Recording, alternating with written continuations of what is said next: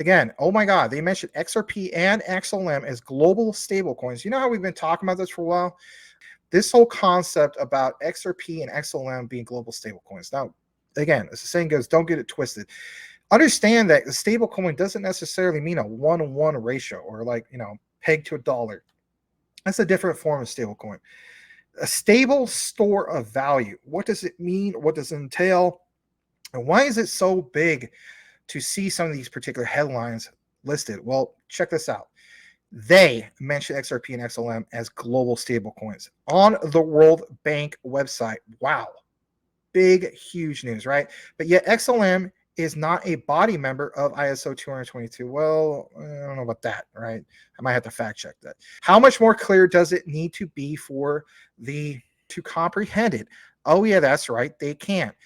They have no common sense. All right, so let's blow this up. This was reported yesterday, and I appreciate this guy's passion.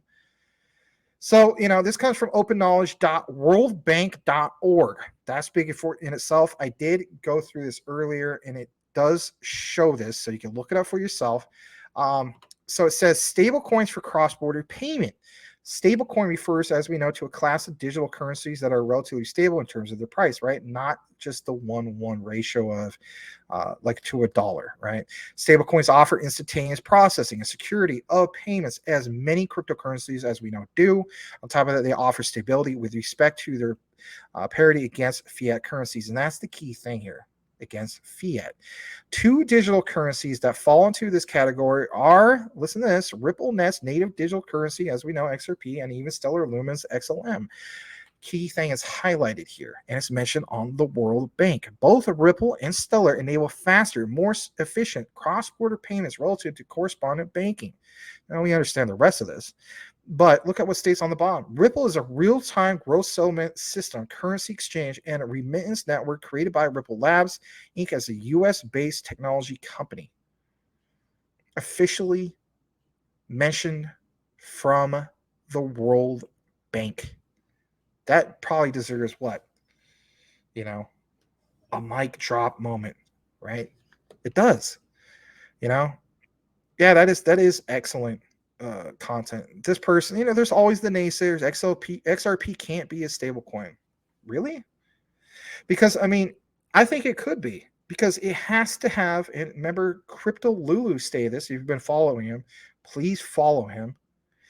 He has mentioned that XRP has to be a stable coin at some point, because if you're transferring all of that money, and we know it's going to be transferred a ton of money, you have to have something that's not going to be extremely volatile to transfer all of that. So therefore, that makes sense.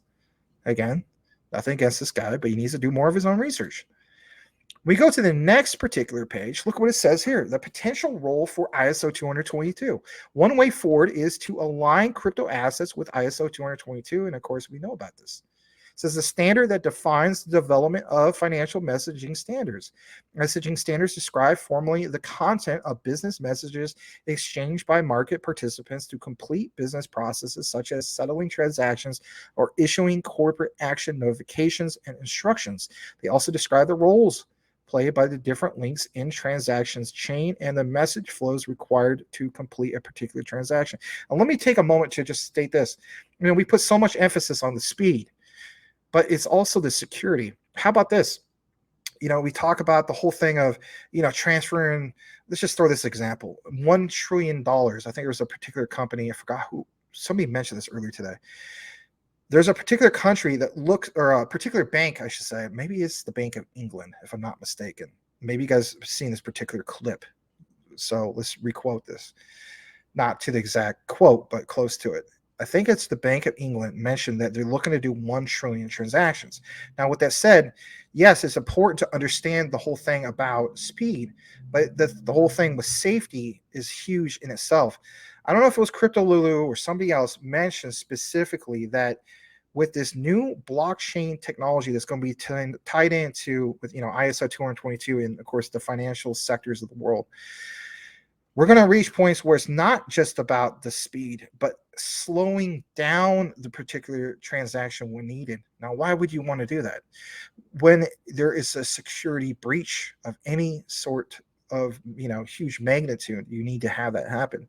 How does it happen? Well, if anything, it can be done with particular blockchain technology. Now, of course, there's more in regards to the semantics that you see here and so on. I'm going to kick it to the third particular page and look what it is. Again, it's circled. World Bank Group talks specifically about central bank digital currencies for cross-border payment, a review of current experiments and ideas. Now, again, the original brochure was November 2021, but again, it comes specifically from the World Bank. And it's making recent news, and people are highlighting this because a lot of times things are published, let's face it, in the news. Actually, I shouldn't even say the news, in a brochure that people didn't see. And again, it's taking a blast to the past to have an idea of why this is huge, because we're right at the doorstep of this being kicked off March 20th, which, if I'm not mistaken, looking at my phone, is less than a month from now, right? Pretty powerful stuff. Thank you so much for watching, guys. If you have not yet subscribed, do yourself a favor and subscribe for more information on the ISO 222 compliant tokens, and hit the notification bell to make sure that you are aware of the new videos when they come up. Max and I cover these ISOs, and we also have a live show every single night at 9 p.m. Eastern Standard Time. Make sure you tune in for that. You won't want to miss it. Thanks again, and we will see you on the next video.